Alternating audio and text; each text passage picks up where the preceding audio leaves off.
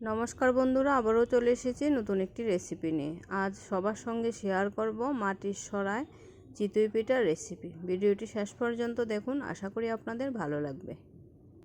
যে যেখান থেকে দেখছেন ভিডিওটিতে একটি লাইক দিয়ে কন্টিনিউ করবেন প্লিজ।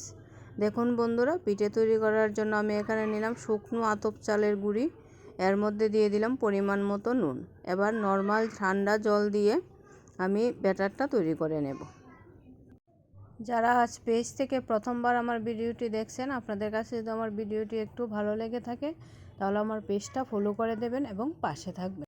আজ মাটির সরায় চিতই পিঠা তৈরি করব, তাই মাটির সরাটা চুলার মধ্যে বসিয়ে রেখে দিলাম গরম হওয়ার জন্য। আর এইদিকে বন্ধুরা দেখুন, আমার ব্যাটারটা তৈরি হয়ে গেছে। ঠিক এইরকম ঘনত্বের ব্যাটারটা আমি তৈরি করে নিয়েছি।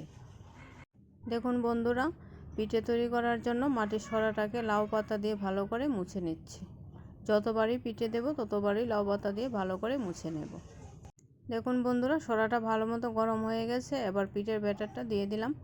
এবার একটা বাটি দিয়ে ঢেকে দেব আর উপর থেকে অল্প জল ছিটিয়ে দেব। তারপর 5 মিনিট পর আমি ঢাকনাটা খুলে দেব। তারপর আরও 5 মিনিট সময় লাগবে পিঠেটা ফুল তৈরি হতে। একটা পিঠে তৈরি হতে মোট 10 মিনিট সময় লাগে মিনিমাম। দেখুন বন্ধুরা, আমার পিঠেটা হয়ে গেছে। এবার একটা ছুরির সাহায্যে আমি তুলে নেব, খুব সহজেই উঠে আসে। দেখুন বন্ধুরা, আমার পিঠেটা কতটা সুন্দর হয়েছে। এবার আবার দ্বিতীয়টাও করে নেব ঠিক একইভাবে। প্রথমে লাউ পাতা দিয়ে মুছে নেব, তারপর ঠিক একইভাবে ব্যাটারটা দিয়ে দেব।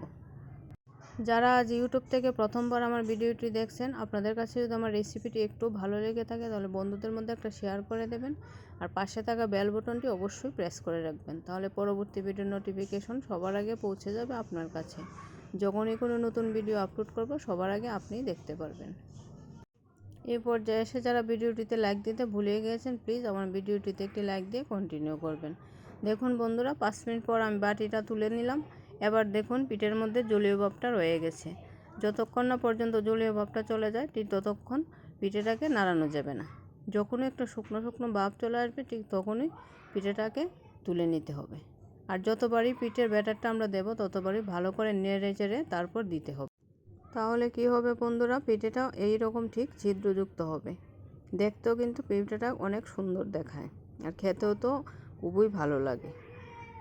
দেখুন বন্ধুরা, আমার দ্বিতীয় পিঠেটাও তৈরি হয়ে গেছে। জলের ভাবটা পুরো শুকিয়ে গেছে। এবার একটা ছুরির সাহায্যে ঠিক একইভাবে তুলে নিলাম। এইভাবে বন্ধুরা আমি সবগুলো পিঠে তৈরি করে নিয়েছি। আমার আজকের রেসিপিটি কেমন লাগলো একটা কমেন্ট করে অবশ্যই জানাবেন। দেখুন বন্ধুরা, এবার আমি পরিবেশন করে নিলাম। এই পিঠেগুলো বন্ধুরা খেতেও যেমন সুস্বাদু, দেখতেও তেমনি খুবই সুন্দর লাগে। সবাই ভালো থেকো, সুস্থ থেকো এবং আমার পাশে থেকো। আমার ভিডিওটি সম্পূর্ণ দেখার জন্য সবাইকে অসংখ্য ধন্যবাদ।